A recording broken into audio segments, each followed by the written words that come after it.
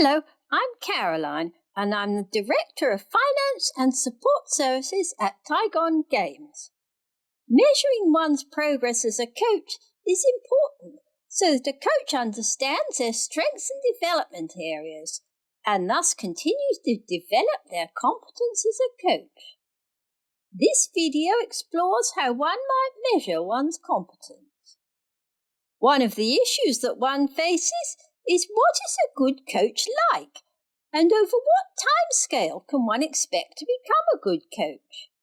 It is important to note that as part of one's ILM course, one is not expected to reach master level coach or anything near it. It is the progress that one makes from the start that is important, and people progress at different rates.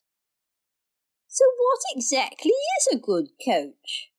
Fiona, our IT director, gets excellent feedback from her coachees, but does good feedback mean the coach is good? Yes and no. Consider the case of William, finance manager. He has got very good feedback from Lizzie, the network manager, and yet Chaz, customer support manager, is less impressed. Very often it can be down to the personal styles of both coach and coachee as to whether the relationship will gel. Using a competence framework is a good way to measure one's progress. It is possible for one to develop a framework oneself, but this requires a lot of footwork to justify what the levels might be. The recognized professional coaching bodies have competence frameworks, which typically have levels and categories. Here is an example from the European Coaching and Mentoring Council showing its 8 categories. And this example from the International Coach Federation shows the requirements for each of the levels relating to the category of active listening. So how does one choose a framework to follow?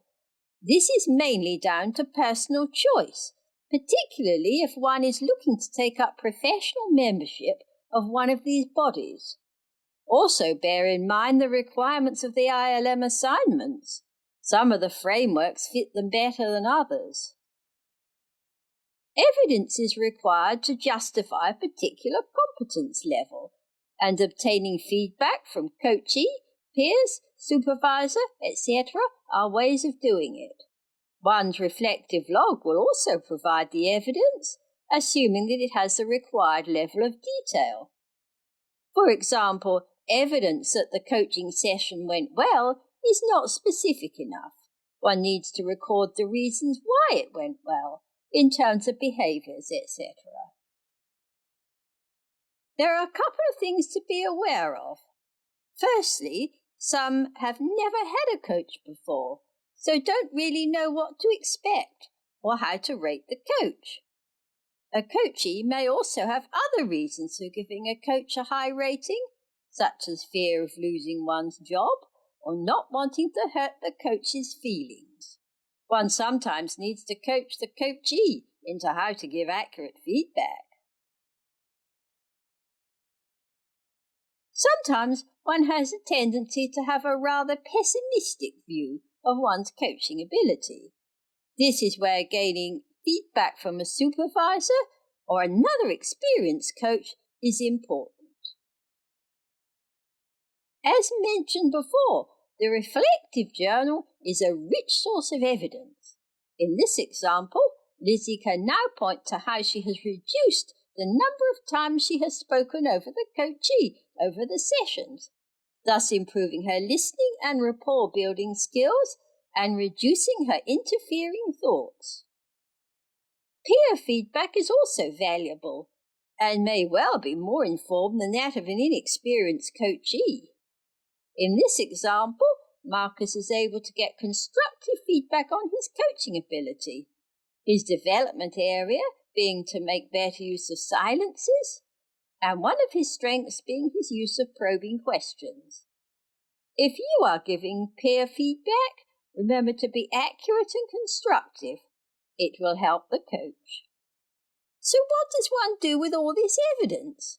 Typically, one will review oneself against the categories, decide what level they aspire to, and how to get there, forming part of their CPD plan. Becoming a master coach in 6 months is not realistic in the vast majority of cases.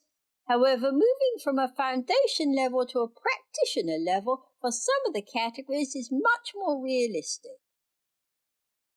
Remember that this is work in progress and should be reviewed throughout one's time as a coach.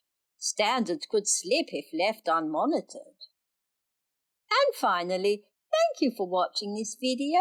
If you have any questions, comments or suggestions, then do get in touch. We are very happy to help.